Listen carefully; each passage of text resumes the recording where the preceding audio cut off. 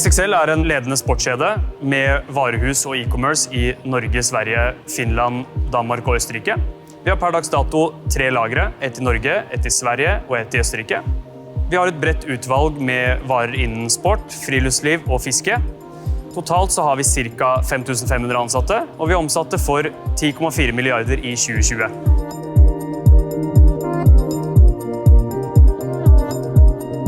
Totalt så har vi i dag 158 000 kasser, fordelt på 8 000 kvadrat, på anlegget dere ser bak meg. Det er en ekstremt stor forskjell fra vi startet med 10 000 kasser tilbake i 2010. Vi har totalt 86 roboter og 23 arbeidsstasjoner, hvor 22 av arbeidsstasjonene våre er karusellporter, og den siste arbeidsstasjonen er nyeste relayporten vår. I dag så har vi 2 forskjellige måter vi plukker på vårt anlegg. Vi har en som er vareplukk til butikk, og så har vi en som er vareplukk til e-kom-kunder. Forskjellen er veldig liten. Det ene går direkte til varehus, den andre går direkte til kundene våre. Men det plukkes på samme måte, og systemet jobber på lik måte.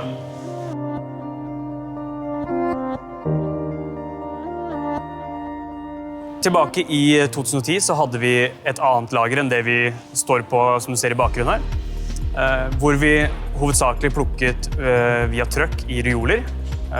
Vi hadde problemer med plass, hvor vi skulle ha varene, og vi har veldig mye små varer, så vi vurderte, ok, er det andre løsninger vi kan se på? For vi hadde signert et nytt lager, som er det lager vi er på nå, men frem til det så trengte vi en midlertidig løsning. Da kom vi i kontakt med Element og Autostore, og valgte da å gå for Autostore som en løsning, for vi så muligheten siden vi har veldig mye mindre type varer, og vi likte ideen om Autostore, så valgte vi å gå for det. Og da var det 10 000 kasser og 10 roboter som vi startet med. Helt siden starten så har vi hatt behov for et system som kan være med på utviklingen som XXL har hatt, som kan følge den utviklingen og bidra til at vi også utvikler oss. Det har Autostore vært med på sammen med oss hele veien.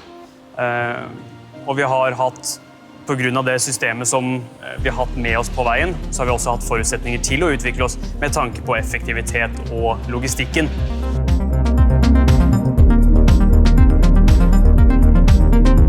Vi hadde først og fremst problemer med lagringsplassen vår. Vi trengte en mer effektiv måte å lagre varene våre på, og ikke minst en mer effektiv løsning for å få varene fortest mulig ut til kunder. Det er en ting som har vært veldig viktig for oss hele veien, og alltid ha muligheten til å være så effektive som mulig for å gjøre kundene våre fornøyd. Vi likte ideen om Autostore veldig godt. Det var flere møter hvor vi fikk lagt frem hvordan systemet fungerte, hva er mulighetene med systemet. Og det var veldig usikkert om våre varer ville passe i et system som Autostore, for det var veldig, veldig nytt på den tiden. Men vi synes ideen hørtes veldig god ut. Vi har nå hatt Autostore i veldig mange år, og angrer ikke et sekund på det valget vi tok med å skaffe oss Autostore. Det har hjulpet oss med tanke på logistikken, men også det å få varen fort ut til kundene, som igjen skaper fornøyde kunder.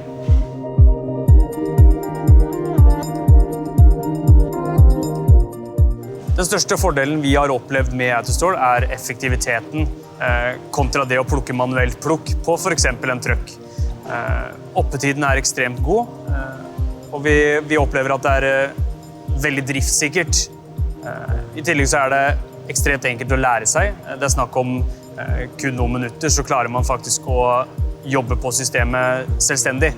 Og det har vært en ekstremt stor fordel for oss.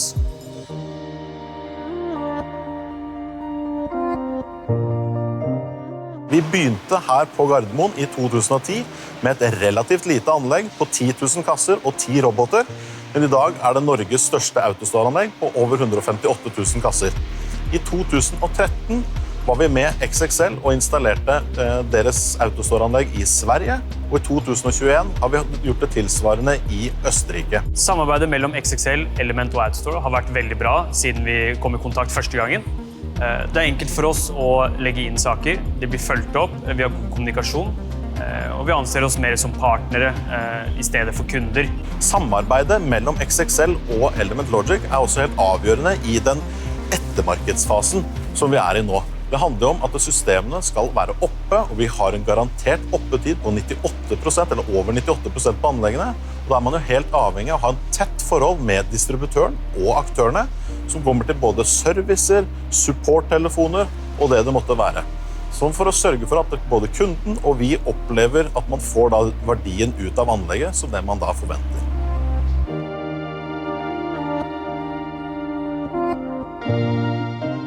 Nettopp dette her med utbygginger og den biten her, så vil man gjerne tro at det kan dukke opp en del hiccups eller utfordringer underveis. Det har vært en kjempereise både Element Logic og XXL har gjort frem til nå. Vi har ikke opplevd noen store utfordringer i utbyggingen vi har hatt til nå. Har det vært noen ting, så har vi kunnet klart å løse det nærmest på dagen og kunne fortsette da byggeprosessene. Det helt unike også i denne utbyggingsfasen som vi har gjort, er jo det at man har opprettholdt oppetid i løpet av byggetiden og hatt full produksjon på anleggene, selv om man da utvider anleggene ytterligere.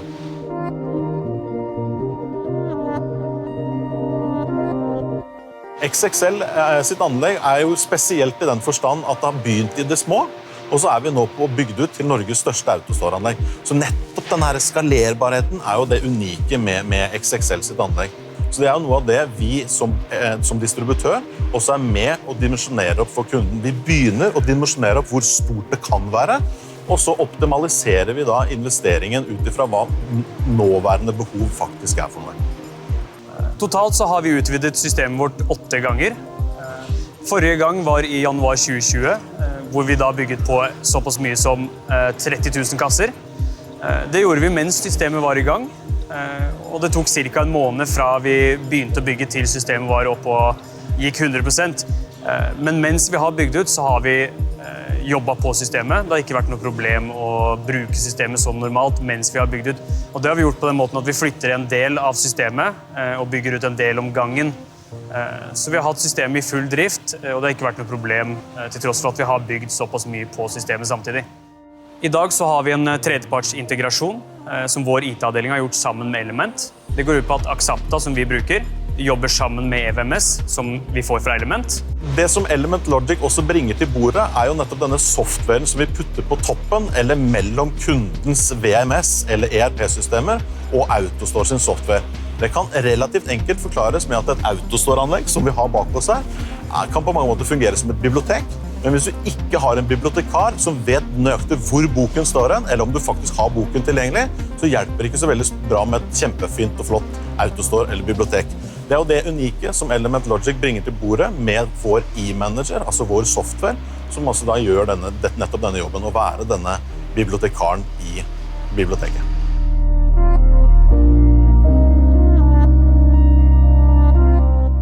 Nå under pandemien så har vi ikke merket veldig stor forskjell på måten vi arbeider på.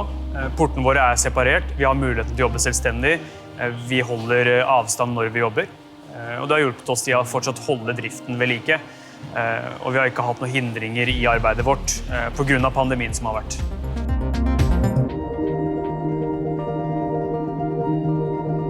Denne Relay-porten har vi hatt siden 2019. Da fikk vi muligheten til å prøve den, og vi har vært veldig fornøyd med den siden den gang. Den har en oppetid på så å si 100%, og vi har produsert opp til 30% høyere på den porten enn vi gjør på en vanlig karusellport.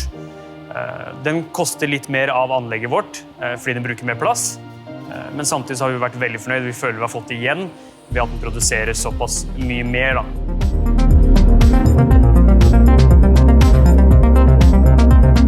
Hvis vi skal gi et tips til nye kunder som vurderer Autostore, eller som har kjøpt Autostore, så er det å ha en plan klar fra start av. Som vi gjorde, så hadde vi en plan fra allerede da vi kjøpte Autostore første gang, om hvordan utviklingen skulle gå videre.